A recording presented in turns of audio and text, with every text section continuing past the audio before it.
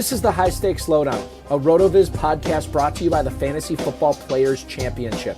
I'm Eric Balkman from the High-Stakes Fantasy Football Hour and the FFPC. You can follow me on Twitter at Eric Balkman and the FFPC on Twitter at FFPC. Before we get into the show, I want to remind everyone that you can get a listeners-only 10% discount to RotoViz by using the code RVRadio2022. That's RVRADIO2022. Your subscription gives you unlimited access to all of the RotoViz content and tools, and it supports the podcast channel. Now, without further ado, here's the latest edition of the RotoViz High-Stakes Lowdown.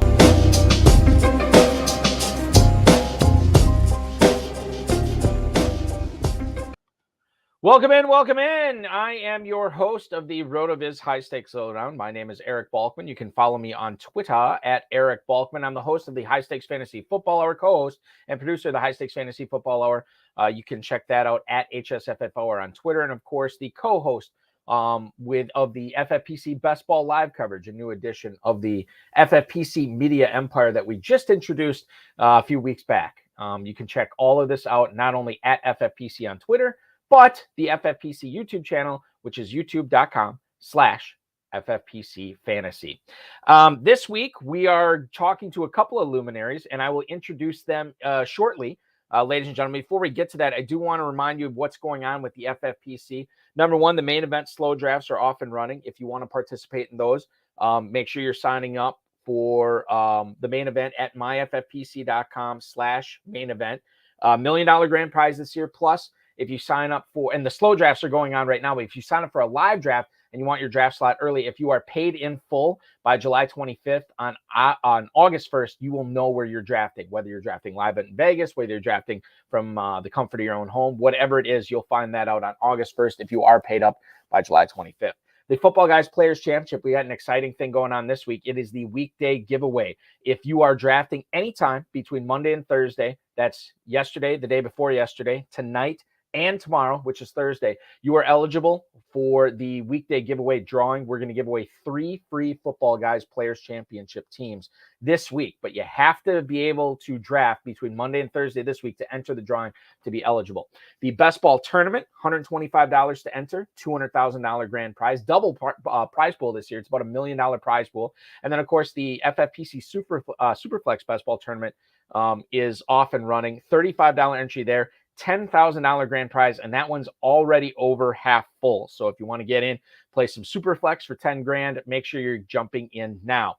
Dynasty startups are still rolling strong. You can check those out at myffpc.com/dynasty. We'll have those going for the next couple of months. And if you don't want to play in the national tournaments, you just want to play in a closed 12-team league, we have plenty of that as well. myffpc.com. You can sign up for 12-team closed leagues, best balls, classics, Terminator format, varsity format, whatever you'd like. That's all at myffpc.com. Make sure you're checking out the Kentucky Fantasy Football State Championship at KFFSC.com. The gentlemen I'm going to welcome in now know that very well, that format very well, because they are winners, the overall champs in 2020 of the KFFSC main event. To boot, they have also won 16 FFPC and Footballguys leagues. They've drafted a bunch this summer. They're going to share their insight. I want to welcome into the show Brad, Petri, and Darren Larson. Ladies and gentlemen, welcome in the 2020 KFFSC champs. Gentlemen, thanks for doing the show tonight. Really appreciate it. You're welcome. Welcome, Balky. Thank you. So when did it, and I know it's not like you guys won like $1 million playing in the KFFSC, but when did it sort of sink in 2020? Because I feel like you guys had a pretty healthy lead, Brad, down the stretch, right? Well, actually, we did, but then we kind of started falling apart in the playoffs. And then we were 23 points behind with Josh Allen going in the Monday Night Football game. Right. And he had a great game and put us on top. So it wasn't over until it was, I don't know, maybe halftime, third quarter there when he finally finished it off. But it was kind of nerve-wracking until that point. Darren, did you guys celebrate then? What did you do to celebrate? Well, we don't live near each other, so I mean, right. we talked a lot, and we're both very excited about it. It's something that we talked about for a long time, that we had to overcome the stigma of not winning, and that was a great way to do it. So, yeah, no kidding. we're very excited about it. Well, congratulations to you guys. I know you're going to be back again this year in the Kentucky Fantasy Football State Championship, trying to win the grand prize again there. You guys have also been busy this summer, drafting in some Footballguys teams, best ball teams as well. Brad, I'll kick things off with you and talk about the Jets running backs. Breece Hall has fallen a little bit. He got up to the third round. Now, on average, over the last 3 days in the Footballguys Players Championship, he is an early fourth-round pick. A lot of people expect him to lead the backfield in touches. However, is there some fantasy value by grabbing Michael Carter, his presumed backup? He's going in the 11th round of the Footballguys Players Championship. Is that a good spot? Is that a place that you're targeting Michael Carter right now? Well, simply put, I've drafted Michael Carter 46% of my drafts. So, I mean, I don't see a 7-8 round separation between the two. I get the love for Breece Hall. Just kind of our draft strategy. We don't typically get a lot of early running backs. We might get one stud, and then we've filtered down from there. So Hall's not always on our target list. So we're more apropos to go to the backups in late round. So a lot of the offense I think is going to how Wilson develops too this year. So if they're behind, they're passing. I don't know which back gets the most receptions, but the offense is not all that extraordinary anyway. They were 26th ranked last year. So I don't know if I'm going to spend a third or fourth rounder or the 11th rounder. I mean, my point would be to go for the 11th rounder right now, unless you take both of them. I would like to have the cuff, but that's not typically how I draft. So a couple of follow-ups there. Number one, when you say you and Darren usually go with maybe no running backs early, or maybe one running back early, do you typically go wide receiver heavy or tight end heavy, no matter if it's KFFSC or FFPC? Yeah, so I think for the most part, if we get one decent running back, and not always in the first 2 rounds, then depending on where we're at FFPC, we might obviously lean more towards the tight end sooner than later. But at KFFC, we often pound wide receivers, then maybe mid-round start hitting the running backs heavy again. So just kind of I think we fall in line pretty much with that. Now, sometimes we'll take 2 running backs the first few picks, but not that often, just because of the way I guess what our beliefs are, and it kind of works out for us. Brad, the other thing that you had mentioned, you said it'd be nice to get the handcuff there with Carter and Hall. You said that's not typically how you draft. Do you normally stay away from handcuffing your own players and maybe just grabbing backup running backs? Yeah, well, what I meant by that, I don't usually get the first one in the 3rd or 4th round. We don't take them, so it's not possible to handcuff. Now, if we take somebody in the first, we might do. Yes, we probably would, but it's just the way our draft's set up that we don't. A lot of times, even take running backs in 3rd and 4th round is what I meant by that. Got it. That makes sense. Darren, let's kick it over to you. Texans running back situation has been one that I don't want to say it's a high leverage situation for fantasy owners, because there's not really a running back in that backfield that's going high, but we do know they are going to start at least one running back there. Are you team Dameon Pierce, or are you team Marlon Mack? Pierce going in the 10th round, Marlon Mack going in the 13th, Darren. Well, we're kind of split on that. We've drafted both of them, and it kind of falls into what Brad was alluding to earlier, is our strategy of stockpiling backs towards that area of the draft. Dameon Pierce is an interesting guy, even though he does play on the Texans. He is interesting to us because he was, I believe, in PFF, he was rated the highest running back in the nation coming out of school. I know there was a lot of love for him. He did well at the Senior Bowl. It's kind of a soft. There's really not anyone there to stop him from taking control of that backfield, other than, in my mind, Mack, maybe, if he can return to form. So I think Pierce is kind of where we want to go, because he's younger and he's got, and I would assume that he's probably going to move up a couple rounds over the summer if he starts getting some publicity in the summer. I would anticipate 2 or 3 rounds. So it's just a good idea to get the cheaper shares now. And Mack, I mean, he's got a shot. So, I mean, as late as he's going in 13, it plays into our area of just taking shots on a lot of backs towards the end of the drafts. And I would kind of concur with the Pierce thing, because I think a lot of rookies, especially if they're in contention, regardless of position, running backs, receivers, tight ends, if they're in contention for a significant role, not even if they win it, but if we're coming up on drafting season before Cincinnati, Louisville, and Las Vegas, like people hop on that type of thing where they're trying to leapfrog, especially when we're drafting in Kentucky, as you guys know. Like, we're drafting against a lot of the same people. You know, you guys and I have drafted against each other several times in the same weekend. And then it's like, once you know, like, let's say somebody's after Dameon Pierce and you draft him again in the next draft, then you got to go a round higher, right? And then on Sunday, you got to go a round higher than that to try to get him. That's just the way it is. And especially with the shiny new toys and the rookies, I think it works out that way. So, Darren, what you're saying about Pierce makes a lot of sense. Speaking of shiny new toys, Travis Etienne has flown up draft boards over the past month, maybe month plus, Brad. Is James Robinson, though, a sneaky Jaguars running back, as he's going in the 12th round of FPC drafts right now? Well, kind of similar to Hall and Carter there. I feel the same way about Robinson. Now, unfortunately, he got hurt, and that kind of swayed some people from him. But also Urban Meyer, I don't know that it was really in his corner, so to speak. No, yeah. So I mean, I don't think Robinson should fall off the earth now. I mean, he did perform very well 2 years ago. He probably won a lot of people a lot of money at that point, where he was going. So, but you know, again, Etienne going in most of the time he's in third round or, you know, right now, and that's not typically where we go. So once again, we kind of load up on Robinson. Now, you know, you never want anybody to get hurt. And I get the love for Etienne because him and Lawrence had a great connection in Clemson a couple years ago, where there's big numbers put up by him as a running back. So I get that, but I don't think that abolishes the role for James Robinson. If he's healthy, I think he'll still find his niche in that offense. And once again, though, is the Jags offense high-powered? You know, I mean, it's one of those two things where, you know, we're talking about two backs or two offenses that aren't typically that high-powered. So, you know, but I think they both have a role, Carter and Robinson.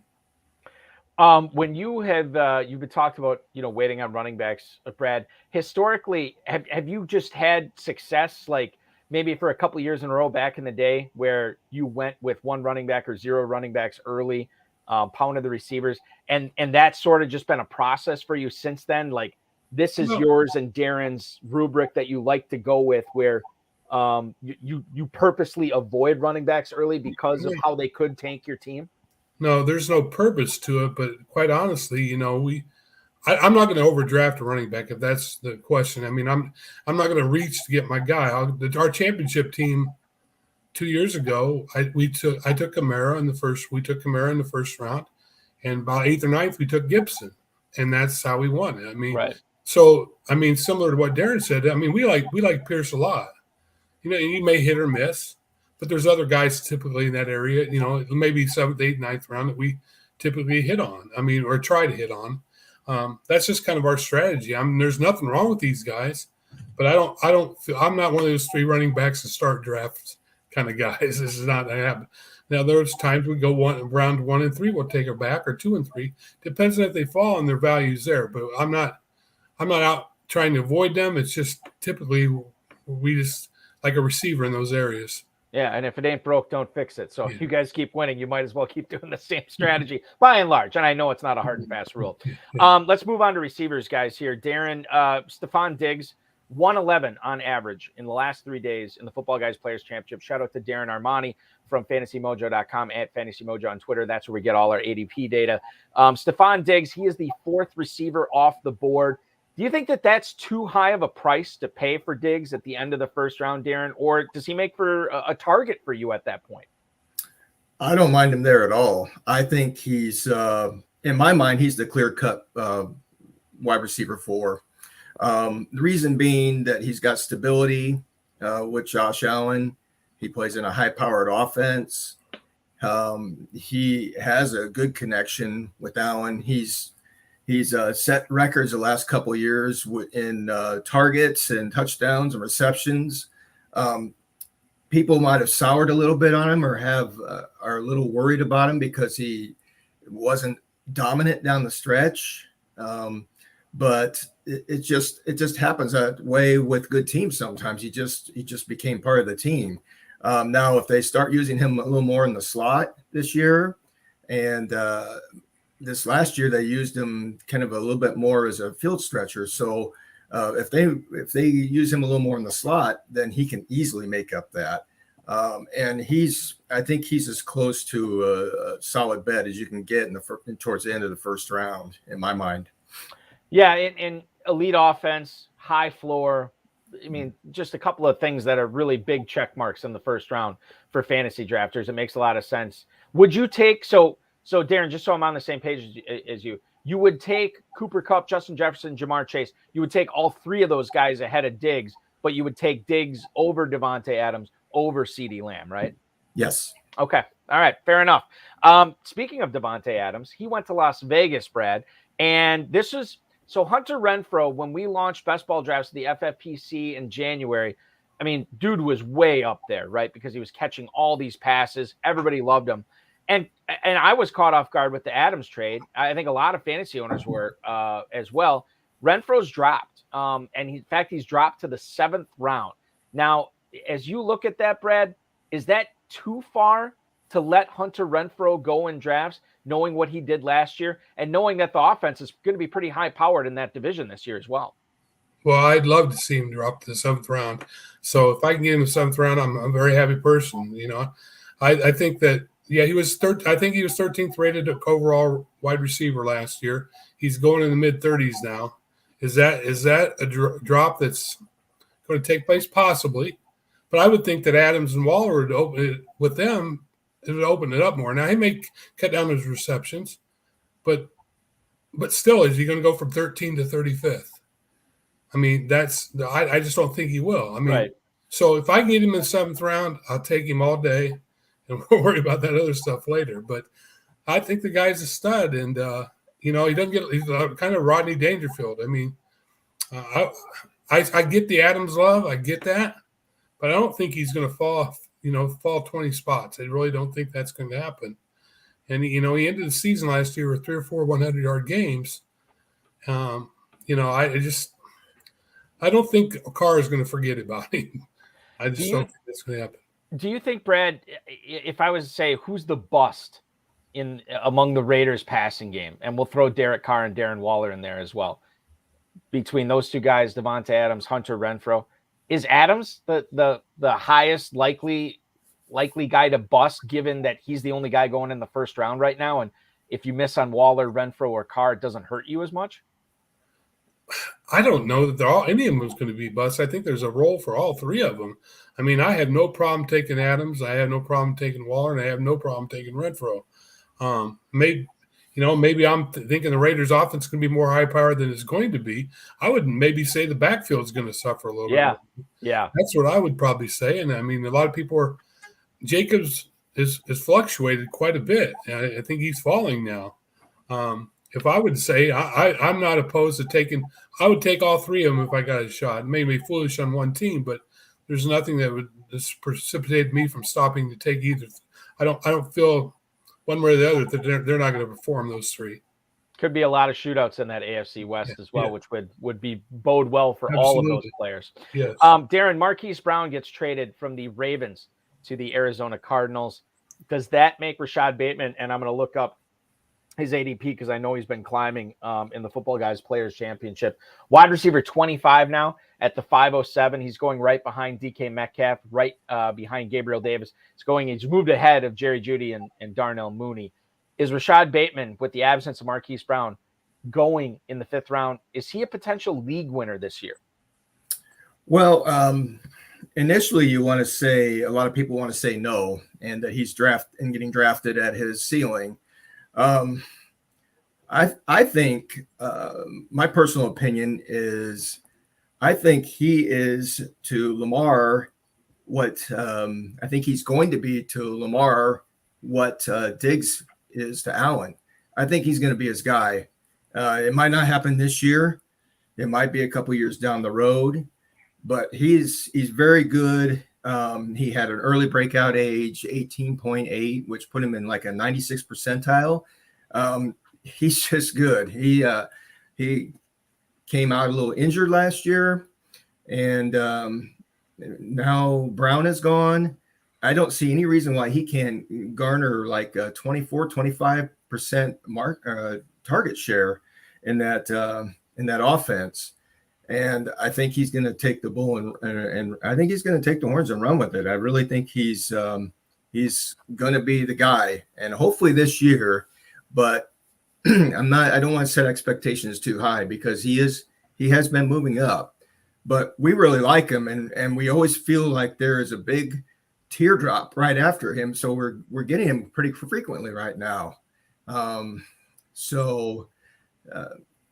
I like him where he's going. I don't have any problem. If he keeps climbing up, then there might be an issue, because we always watch our ADPs. We don't usually chase after players. So, now I do like him. And that's the thing too, Darren. Like, if Bateman's the end of a teardrop for you, if he ascends, then all of a sudden you have these other guys that he's moving past that become the end of the teardrop, and then those guys might be the targets for you if Bateman ascends. So I totally get that. Speaking of receivers, Brad, plenty of high-stake drafters were excited about Terry McLaurin, not only when he signed that extension with the Commanders, but when Carson Wentz became his quarterback. Obviously, people excited about the rookie Jahan Dotson as well. How likely is it that Logan Thomas, a guy who I think is banged up right now, joins those players as a Washington Commander pass catcher who outperforms his ADP this year? Logan Thomas currently in the 15th round. Well, I've always liked Logan Thomas. I know me and Darren running pretty heavy last year, and he unfortunately got hurt.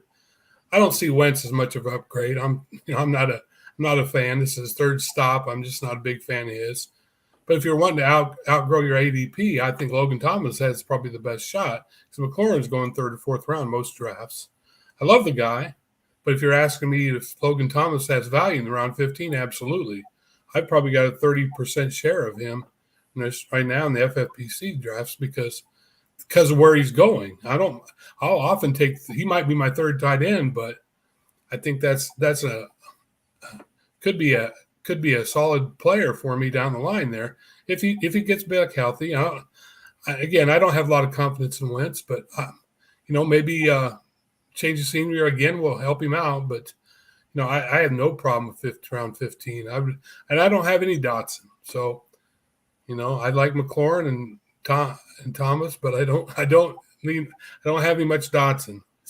So what I'm hearing is you like Logan Thomas more so for where he's going in drafts, not necessarily because he has Carson Wentz over Taylor Heineke this year, right? Absolutely. It's the 15th round.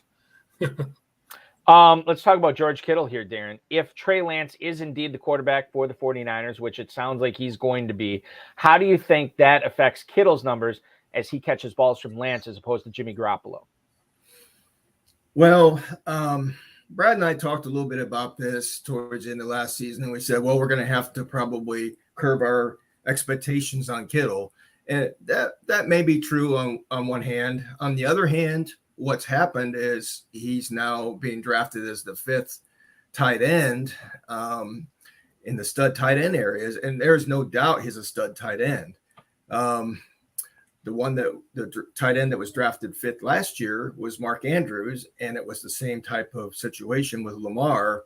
And it turned out pretty well for him, although Lamar wasn't always his quarterback last year. But point being that he has got so much talent, and he's going to be on the field, and he's going to be, in my mind, first or second in targets.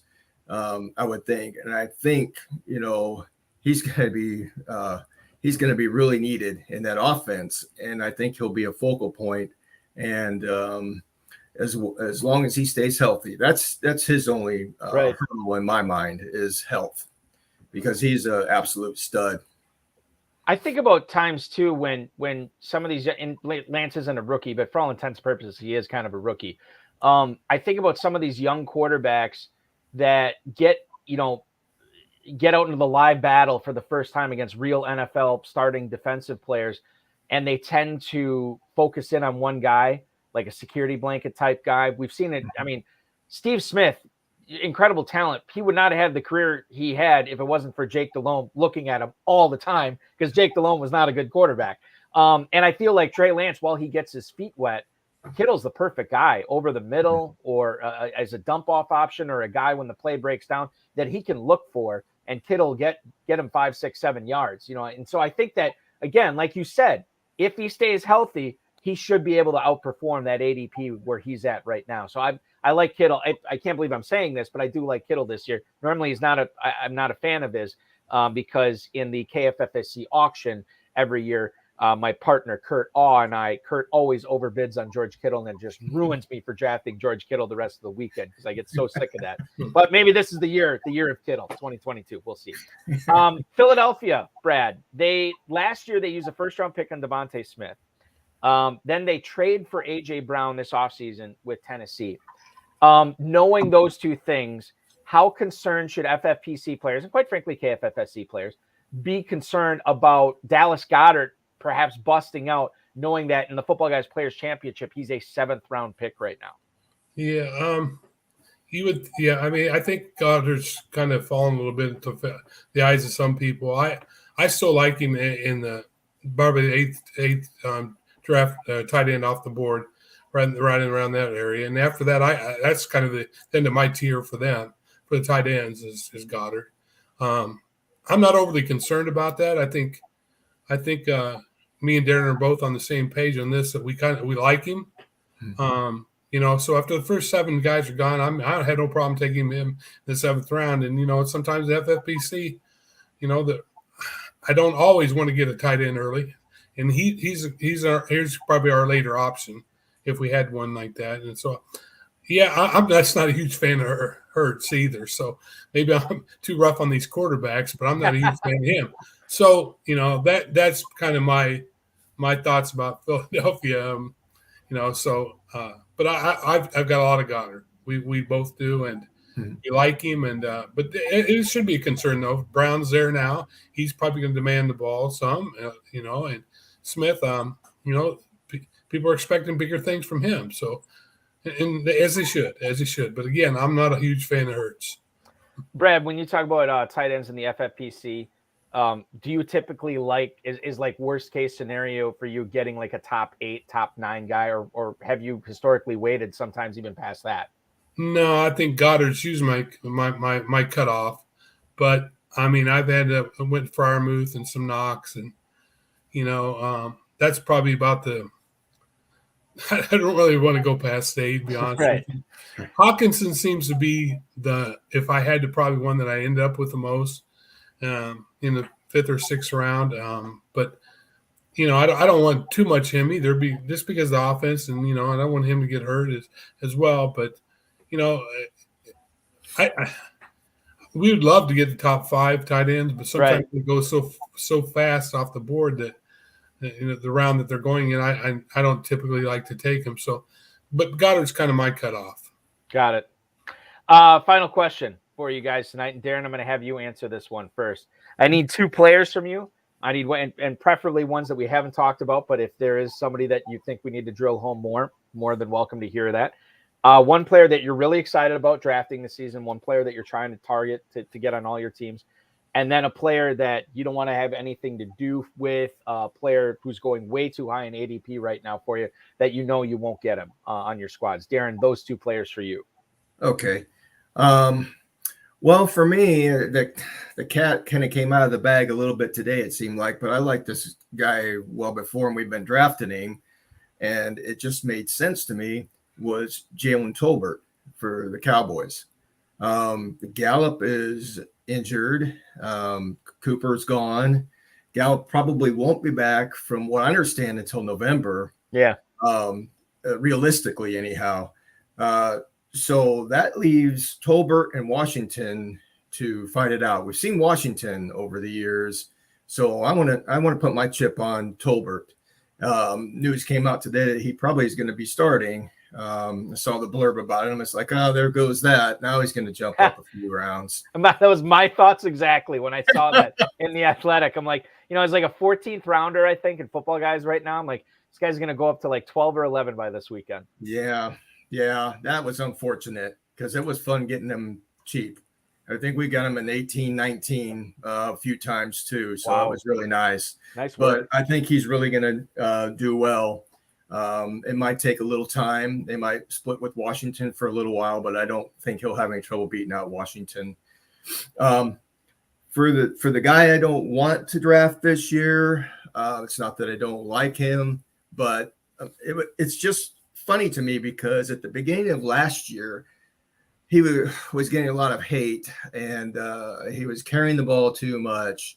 He's getting older. All he does is carry the ball. He's over 300 carries a couple of years, and that's Derrick Henry. Mm-hmm. Okay, so what happened this year? It seems like we're not hearing anything about it this year, and he's had another heavy year, and he broke his foot. So now he's got a rehab. He's a rush only back. I just think I'd rather take other players in that area than Derrick Henry. So he's kind of the fade for me. So you're on, or at least you were on, Jalen Tolbert and off Derrick Henry. What about you, Brad? I'm because especially as he keeps climbing, Saquon Barkley's killed me for 2 years in a row. I've kind of had enough. I understand he's going to be head coach, Buffalo's offensive coordinator. I get all that. What else has changed there? I'm not sure enough. They still have the same quarterback, I mean, the guy's probably going to break out, but he's going to do it without me. And that's unless he absolutely falls. But he's going in the middle of the second round now, sometimes at the beginning of the second round from some of the drafts I've been doing. And that's too high a price for me. And maybe I've got a little grudge against the gentleman. Yeah. I mean, it's not his fault. It's possible. Yeah, sounds like you might hold a little bit of a grudge. Yeah. Some years will do that to you. So, but it's warranted in my mind. But but the guy that it's not earth shattering. I would like to be able to get more Justin Jefferson. The way the draft picks is I'm not getting that in that position to take him. So I think he's going to be even better than he has been the first 2 years. I just really do. I think he's got an offensive-minded coach for a change. Zimmer wasn't always the guy that wanted to pass, and I just think that he's going to be outstanding player. And obviously he's going in third or fourth in almost every draft. Right. But as me, I'm not getting those picks, so I would like to see him up there a little. Maybe we can work something out where I can get a top 4 pick once in a while. But that's the guy I'm really excited to see how much better he's actually going to be. Brad, would you take him ahead of Cooper Kupp, or is Kupp still ahead of Jefferson for you? I think we would agree that Kupp's right there, but I mean I would have no problem with either one. I really wouldn't. I think for fantasy analysis, I have no problem with either one of you guys because you are incredibly smart. You know what you're doing. You've already got the KFFSC overall title under your belt, 16 FFPC and Footballguys titles. I know you're going to be back for more competing in the main event, Footballguys Kentucky this year. I wish you nothing but the best of luck. Thank you for doing the RotoViz High-Stakes Lowdown with me this week. And I guess I'll probably see you guys in Louisville probably the next time I see you in just what about month and a half or so? I think Farrell said 40-some days. I don't know. He's already got the countdown going. Friday night, High-Stakes Fantasy Football Hour Friday night. Farrell will give us the countdown. He'll let us know how many days it is until Cincinnati, how many days it is till Louisville, and how many days it is till Las Vegas. He's got it going. He's got it going. And you guys have it going on as well. Thanks so much for doing the show. Be good. We'll see you soon. All right. Thanks for having us. Thanks. Thanks, Brad. Thank you, Darren. Brad Petri, Darren Larson, ladies and gentlemen. The Frying Pan Inc. Franchise that you have seen in Kentucky Fantasy Football State Championship, FFPC, and the Footballguys Players Championship as well. The 2020 Kentucky Fantasy Football State Championship overall winners and 16-time FFPC champs. That will complete the RotoViz High-Stakes Lowdown for this month. We will be back in early August. I believe the next RotoViz High-Stakes Lowdown will be on this program. I'm trying to check right now here what we're looking at as far as a date. It'll be the first week of August, obviously. My guess is we'll probably do one because Pros versus Joes wraps up on August 2nd. We'll probably do one maybe like the 3rd or the 4th that week. So first week of August, maybe we'll get one of the Joes to come on and talk a little bit about his draft and what his expectations are for the main event and his strategy this year, or her strategy. We'll see what happens there, but that will be the next RotoViz High-Stakes Lowdown. In the meantime, while you are waiting, remember to sign up for the FFPC main event by July 25th. You'll get your draft slot by August 1st. $1 million grand prize. If you can't wait for the live draft to start, go ahead and get in the slow draft right now. 2-hour clocks, 6-hour clocks going on, and you can compete for $1 million, the largest grand prize in season-long fantasy football history, and the FFPC will be awarding it to somebody this year. First time we'll have an FFPC millionaire. That'll be exciting. Footballguys Players Championship. If you're like Darren, if you're like Brad, and you want to hop in these drafts, do so tonight or tomorrow if you haven't already this week. So you're in the drawing in the weekday giveaway challenge that we have going on. Anybody who drafts Monday through Thursday this week will be entered in the drawing. And on Friday, we're going to pull 3 names randomly, and those 3 people will win free Footballguys teams, 1 free Footballguys team each this season. Dynasty startups going on, the best ball tournament, Superflex best ball tournament, also going on at myffpc.com. Take advantage of that Superflex. That thing has been flying since we opened it. Like I said, already almost 60% full. So make sure you're signing up for that if you want to take a shot at 10 grand and only pay $35 to do it. And closed 12-team leagues going on at myffpc.com as well. Thank you so much, ladies and gentlemen. We will be back on the YouTube, Twitter, and Facebook on Friday night, 10/9 Central. Speaking of Pros versus Joes, we're going to have former FFPC main event league winner and Footballguys league winner and Pros versus Joes competitor this year, Bill Van Ormer, will join us to talk about his PVJ strategy, his main event strategy, how Footballguys drafts have been treating him this summer. Farrell will be back as well. After we were off last week, we'll be back this week, and we will see you then, ladies and gentlemen. Thanks so much for watching, and your Thursday, of course, starts now.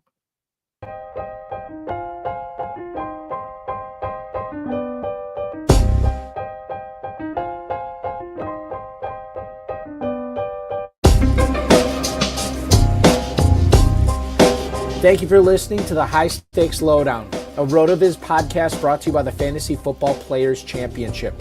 And thanks to Grapes for our theme music. Please review the podcast on iTunes under the RotoViz radio feed. It helps us find new listeners. Contact us via email, rotovizradio@gmail.com. We'd love to hear what you think, and follow us on Twitter at RotoVizRadio. And remember, you can always support the show by subscribing to RotoViz at a 10% discount through the NFL podcast homepage, rotoviz.com/podcast.